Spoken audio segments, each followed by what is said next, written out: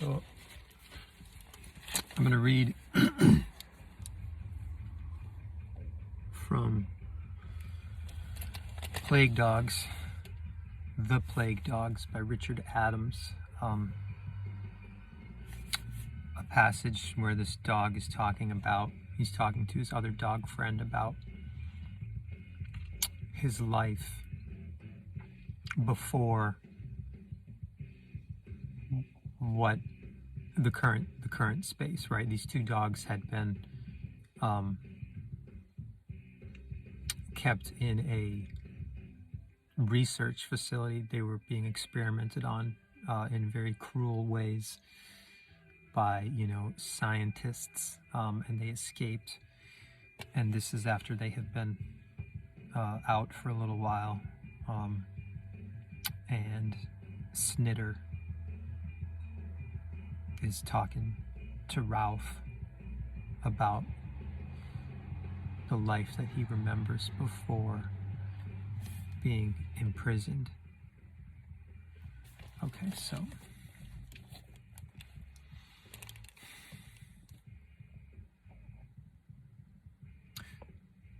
well, if you'll come outside with me, Snitter, you'll find you're wrong, said Rowf. No, I'm not going out there. It's all stones and flying glass, like that other time. You wouldn't know, of course, but it's all happened before. Snitter, can't we get out of here and go find something to eat? I'm famished. I'll tell you all about it, Rowf. Listen. A long time ago, that didn't really help. A long time ago, when there were towns, when there was a real world, I used to live with my master in his house. He bought me when I was only a puppy, and he looked after me so well that I can't remember missing my mother at all.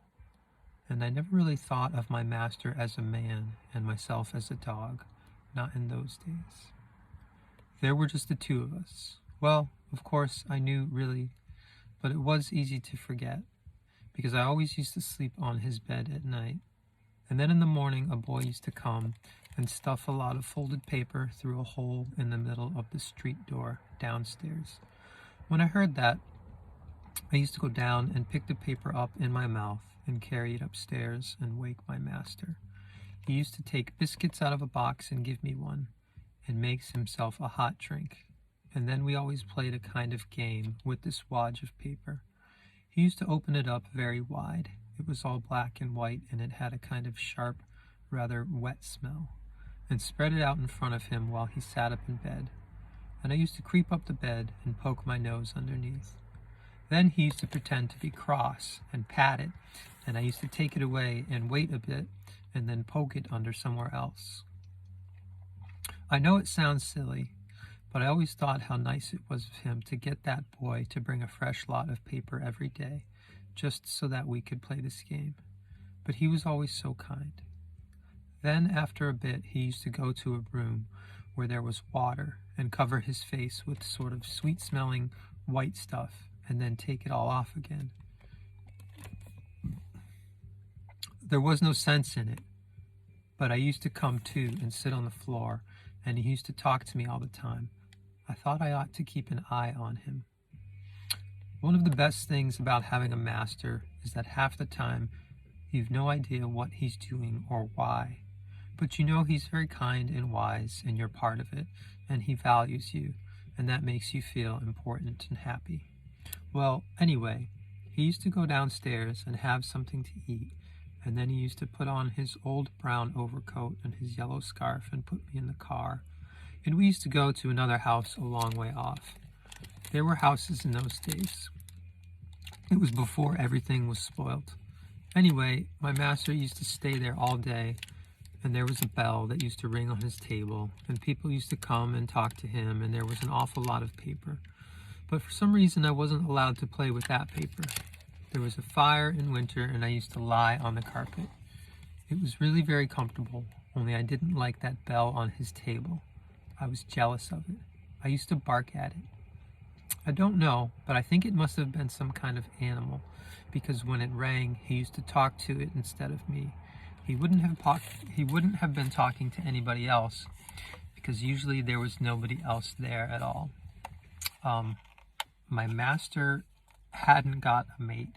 I don't think he wanted one, but there was a woman with gray hair and a red striped apron who used to come into our house from another house across the street and clean all around.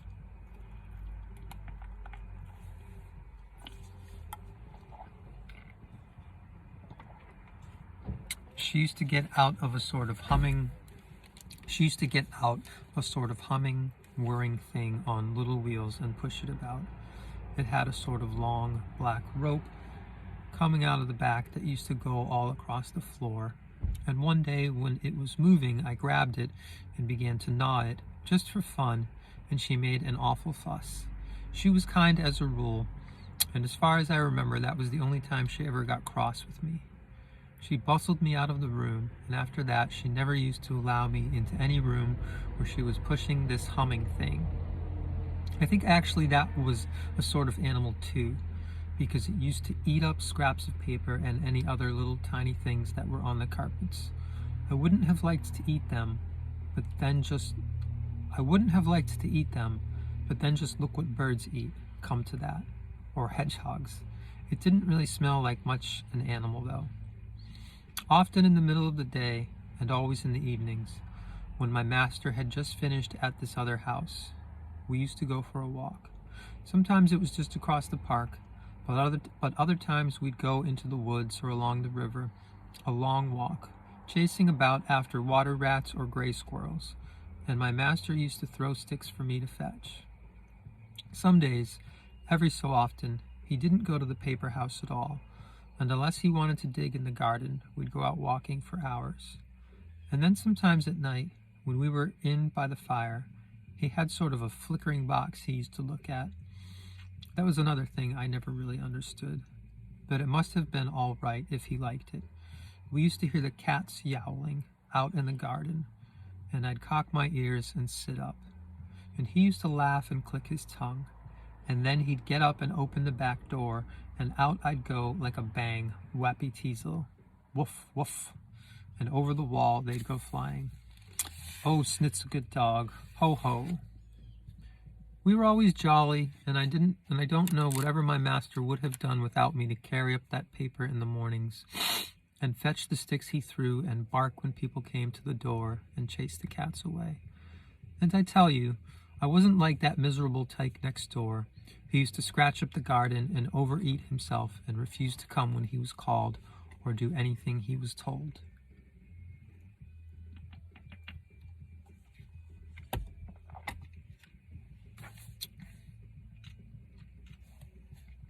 I've never been snobbish, but I wouldn't smell him down a 10-foot rat hole. We managed things properly in our house. I used to be fed every evening when we got home for the night, and that was that, except for the morning biscuit and perhaps just a sort of favor mouthful before we went anywhere in the car. I used to get brushed regularly, and sometimes I had stuff put in my ears, and twice my master took me to be looked at by a white coat, a proper, decent white coat. In those days, I never knew there was any other sort. I was never allowed to sit on chairs, only the bed, and that had a nice, rough, brown blanket across the bottom. My blanket, no one else's. I had my own chair. It was an old one, you know, but I made it a whole lot older. I fairly tore the seat out of it. I loved it. It smelt of me. I always used to come when I was called and do what I was told. That was because my master knew what he was doing. He sort of made you want to do what he wanted, somehow. You were glad to. You trusted him. If he thought a thing was all right, then it was.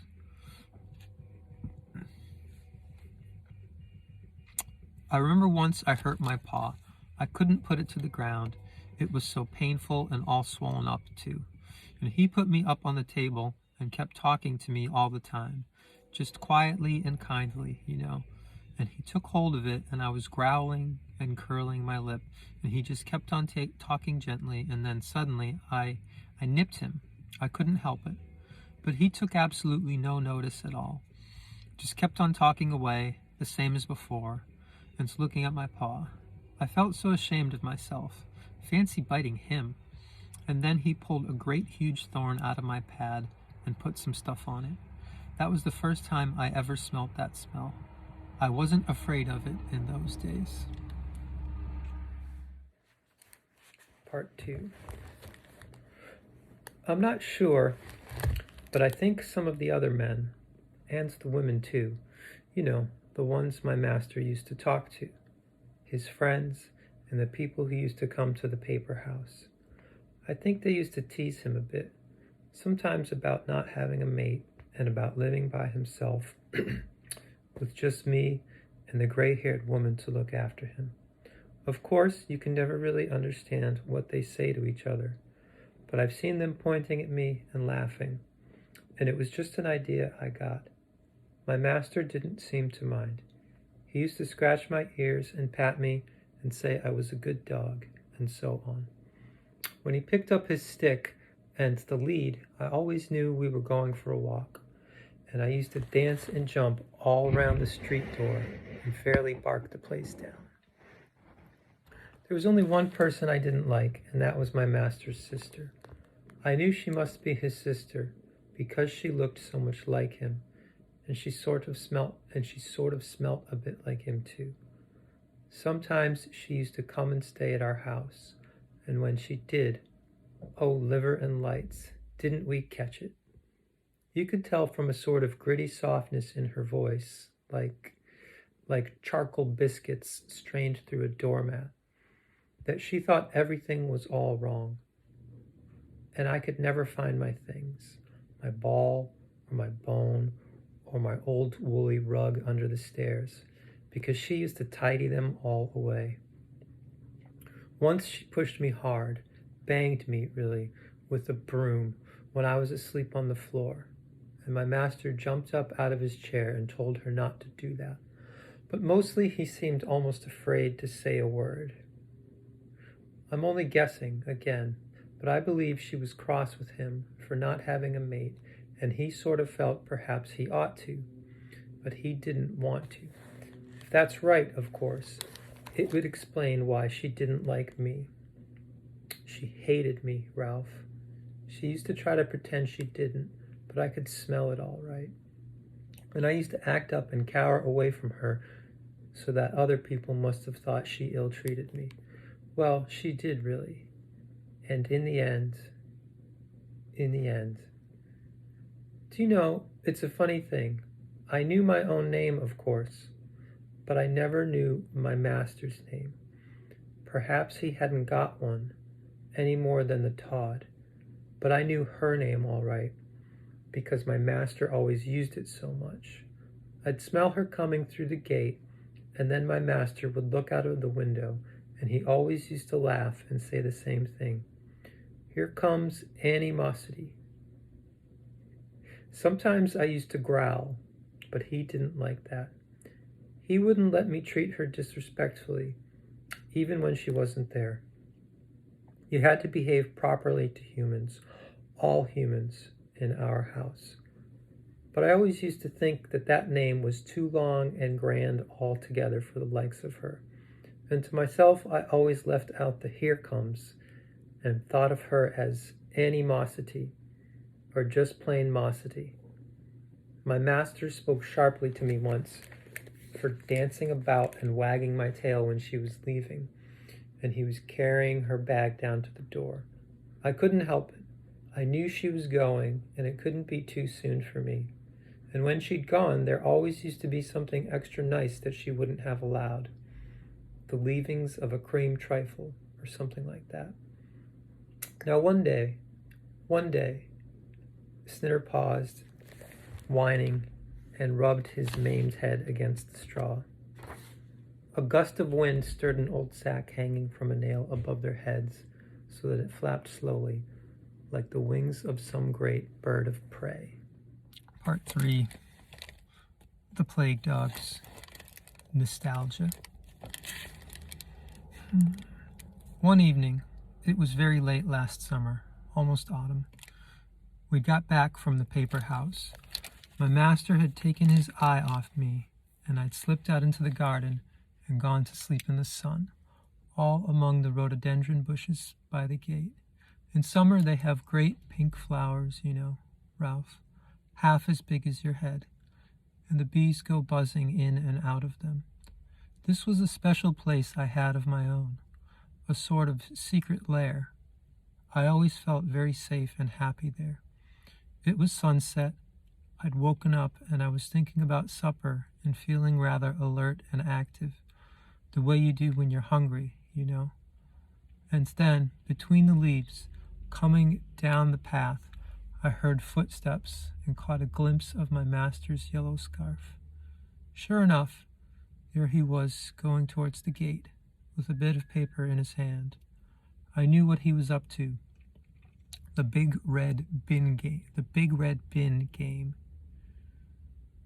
I've told you how men are always playing about with bits of paper. You said they even used to do it while they were washing you in that tank. It's the same for them as sniffing things is for us. And the arrangements in the street are the same for them as they are for us. Lampposts for dogs and bigger, round, red bins for the humans' paper.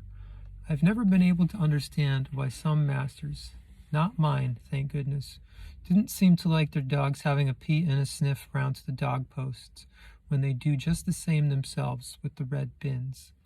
We're all creatures after all, and they're only laying claim to territory and asserting themselves, same as we do. When a man goes out for a bit of a walk, in the evening usually, he often takes a bit of paper with him. It's got his smell on it, you see, and pushes it into one of the big red bins. And if he meets another man or woman doing the same, he generally talks to them for a bit and sort of sniffs about, just the same as we do. Anyway, I've told you how good my master was, and he had just as healthy an enjoyment of paper as ever a dog had for a sniff round a post. And sometimes when he got home from the paper house in the evening, he used to sit down and scratch about with even more paper, and then he'd go out and push it into the red bin up the road. Well, it was plain enough that that's what he was doing this evening. He nearly always used to call me to go with him, but I suppose he hadn't been able to find me anywhere about the place, and thought it didn't matter as we'd be going for a longer walk later. Anyway, out through the gate he went. So after a minute or two I thought, why not slip out after him and catch him up just for fun? Give him a bit of surprise. So I waited till he'd turned to the corner at the end of the street, and then I came out of the rhododendrons and jumped right over the gate. I was pretty good at jumping. It was a trick my master had taught me. He used to call out, "Hoopla, sugar lump," and I'd jump clean over the table and get a lump of sugar for it. Well, anyhow, I jumped the gate, and then I ran up the road and round the corner after him. The big red bin was on the other side of the road, and you had to be rather careful crossing this particular road because of all the cars and lorries and things.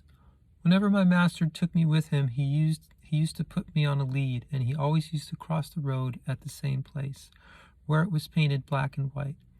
I must have crossed there any number of times. We never crossed anywhere else. I saw him, in front of me, just coming up to it, swinging his stick with the bit of paper in his hand. So I said to myself, now surprise him. And I ran past him and out onto the black and white bit of road.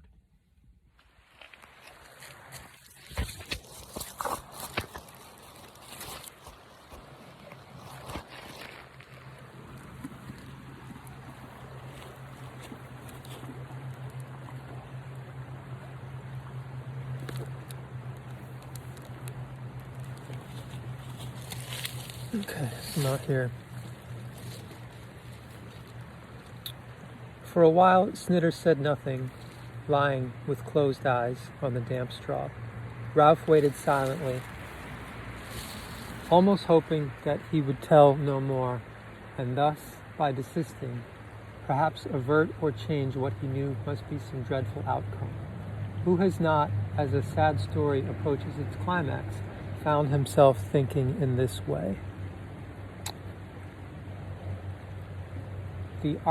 the archons of Athens punished for lying the barber who first put about the news of the Syracusan disaster. For if he were treated as a liar, would it not follow that he must have been lying indeed, and therefore it had never taken place? A little better angle. After a time, the moon, moving westward, shone directly upon the spot where the dogs lay. As though the light had broken in upon and put an end to Snitter's attempts to hide from the close of his story, he opened his eyes and went on. I was about halfway over when I heard my master, behind me, shout, "Snitter, stop!" I always obeyed him, as I told you, and I stopped, absolutely dead. And then there came a dreadful squealing noise on the road, and in the same moment my master ran out and grabbed me and threw me bodily right across into the opposite gutter. And as I fell, I heard the lorry hit him. Oh, what a terrible noise it made. I heard his head hit the road.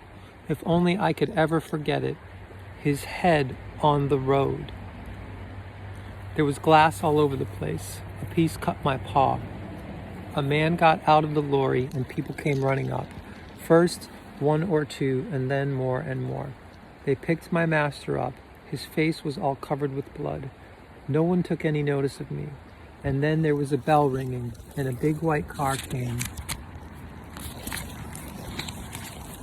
And men in blue clothes got out of it.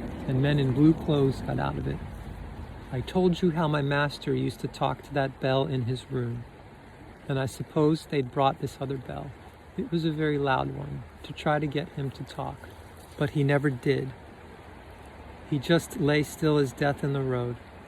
His eyes were shut and there was blood all over his clothes. They all knew. You could see. It's a squirrel. Hey, buddy. What?